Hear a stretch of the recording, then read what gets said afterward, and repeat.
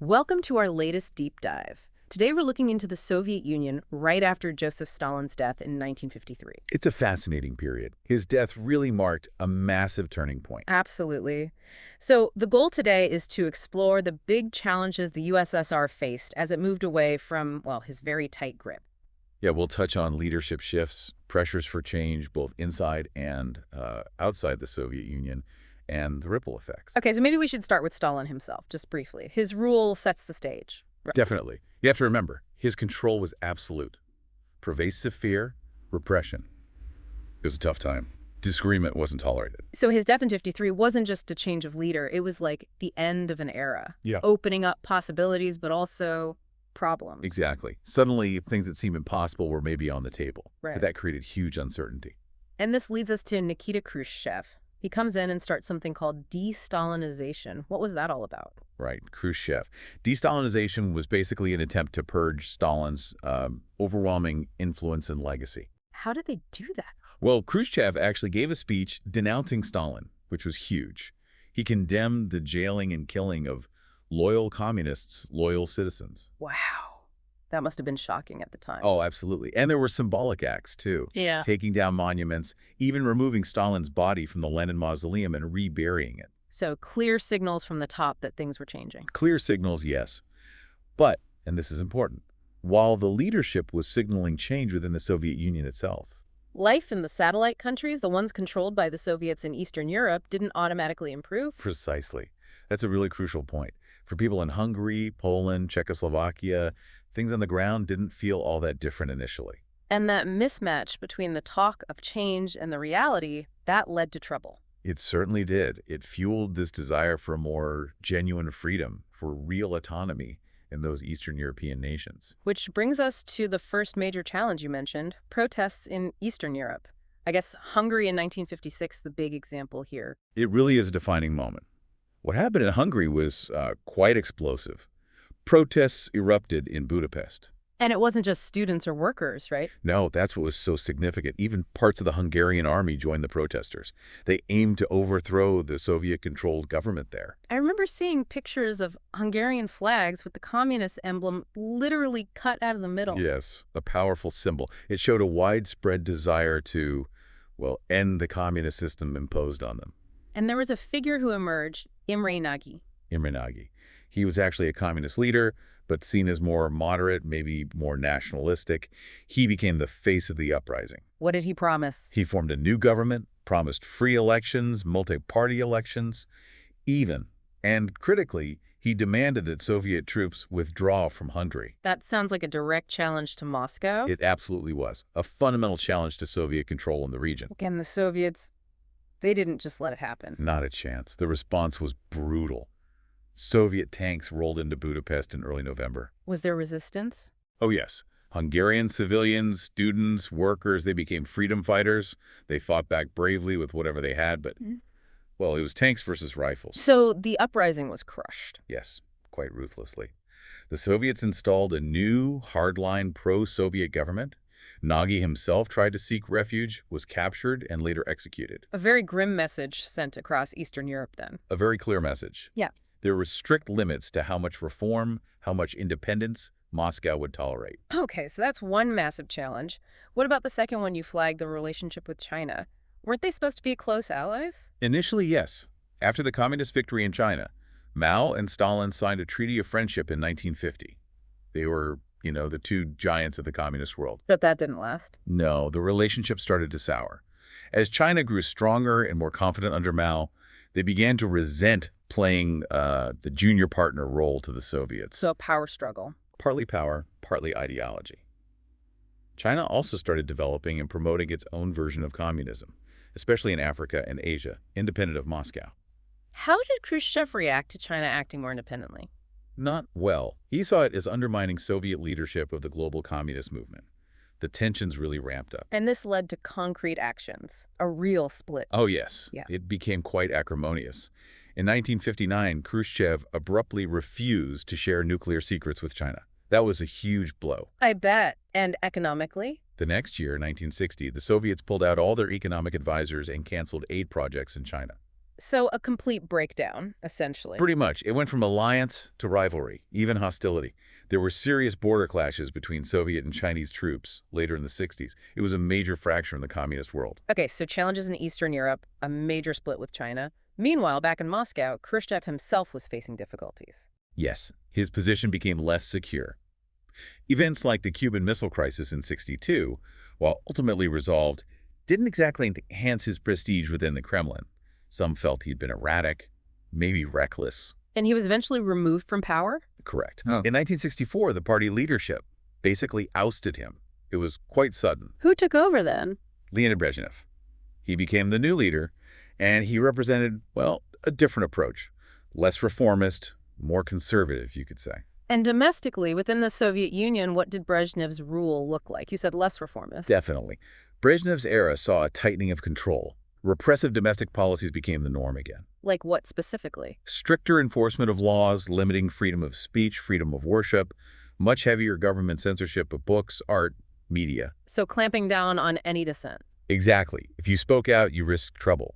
Think of the writer Alexander Solzhenitsyn. He documented the Gulag system, won the Nobel Prize, but was arrested and eventually expelled from the country under Brezhnev. A clear signal against challenging the system. A very clear signal.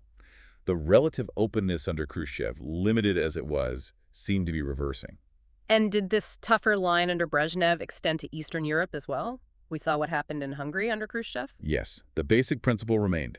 Moscow would intervene to maintain control. And this brings us to the third major challenge. Continued dissent, this time in Czechoslovakia. Ah, the Prague Spring of 1968. Precisely. The leader there was Alexander Dubček. That's pronounced roughly Dubček. Okay, Dubček. What was he trying to do? He initiated a program of reforms. He wanted to loosen censorship significantly, allow more open political discussion, and introduce some economic reforms. He famously called it socialism with a human face. Socialism with a human face. That sounds hopeful, less authoritarian. That was the idea. It wasn't about abandoning socialism, but making more democratic, more responsive, less oppressive. And for a few months, Prague really blossomed. New ideas, open debates, a real sense of freedom. A spring of hope, you might say. A very fitting description. But, just like in Hungary 12 years earlier, Brezhnev and the Soviet leadership saw it as a threat. a major threat. They feared it could weaken the entire Soviet bloc, that it might spread. So the response, don't tell me. Tanks again. Unfortunately, yes. Hmm. On August 20th, 1968, armies from the Soviet Union and several of its Warsaw Pact allies invaded Czechoslovakia And crushed the Prague Spring. completely. Dubček was arrested, the reforms were reversed, and a hardline government loyal to Moscow was installed. How did Brezhnev justify this? He articulated what became known as the Brezhnev Doctrine. Essentially, he claimed the USSR had the right to intervene in any communist country if socialism was deemed to be under threat. It was a justification for limiting the sovereignty of the satellite states. So de-Stalinization, Hungary, the China split, Khrushchev out, Brezhnev in, Prague Spring. It's a lot of turmoil. But amidst all this, the relationship with the U.S. was also evolving, wasn't it? From confrontation towards something else. That's right. The period after Stalin also saw the height of Cold War tensions, moments of extreme danger, what they called brinkmanship. Like the Cuban Missile Crisis you mentioned, pushing things right to the edge. Exactly, almost to the brink of nuclear war. But the shock of crises like that and the sheer cost of the arms race eventually led both superpowers to look for ways to manage the conflict better. And this led to détente in the 1970s, a lessening of tensions. Yes, détente. It didn't end the Cold War, not by any means, but it was a shift towards negotiation and trying to find areas of common interest, like arms control. And we saw concrete examples of this. We did. President Nixon's visit to China in '72 was huge, changing the global dynamic. And his visit to Moscow later that year led to the signing of the SALT I Treaty. SALT, that was about limiting nuclear weapons. Strategic arms limitation talks, yes. So I put limits on certain types of nuclear missiles. It was a major step in trying to control the arms race. So, yes, a move away from constant confrontation toward a more complex mix of rivalry and cooperation. Okay, so let's try to pull this together. Looking back at the decades after Stalin died, it seems the Soviet Union was constantly juggling internal pressures, external challenges, and the Cold War itself. That sums it up well. Stalin's death uncorked a lot of issues. The whole de-Stalinization process, while necessary perhaps, highlighted internal discontent. The uprisings in Eastern Europe showed the limits of Soviet control and the deep desire for autonomy there. And the split with China fractured the communist A world. massive blow, Mhm. yes. And leadership changes. From Khrushchev's reforms and sometimes inconsistent policies to Brezhnev's return to rigidity showed they were struggling to find a stable path forward, all while managing the high-stakes relationship with the U.S., eventually leading to détente. It paints a picture of a system under significant stress, trying to maintain an empire and an ideology facing serious headwinds. Absolutely. These challenges didn't go away. They continued to build and evolve. Which leads to a final thought for you, the listener. Consider this.